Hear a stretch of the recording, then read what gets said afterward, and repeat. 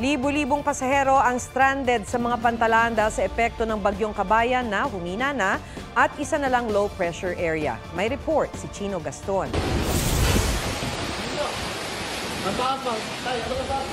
Binayo ng malakas na hangin at ulan dala ng bagyong Kabayan ang Marihatag, Surigao del Sur kaninang hapon. Binaha ang ilang lugar gaya sa Surigao City, bayan ng Lianga, nalubog ang mga taniman. 200 pamilya ang kinailangang ilikas. Sa bayan ng Hinatuan, pina-evacuate ang mga nakatira sa coastal areas.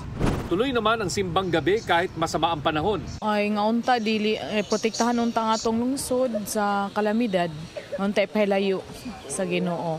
Sa Manay, Davao Oriental, kung saan naglandfall ang bagyo, pinasan ng mga bombero ang mga senior citizen para ilikas sa gitna ng abot tuhod ng baha. Dahil delikadong paglayag, maraming sasakyang pandagat ang sinuspindi ang biyahe. Sa Davao City, kinansela ang biyahe ng lahat ng pampasaherong lansa patungong Samal Island. Sa Pier 1 sa Cebu City, maraming pasahero ang hindi nakabiyahe kahit nakipagsiksikan sa ticketing office. May mga naipit ding pasahero sa mga pantalan sa Tagbilaran City, Bohol, pati sa Bacolod City. Sa Manila North Harbor, maghapong stranded ang mga pasahero dahil naandala ang biyahe ng mga barko.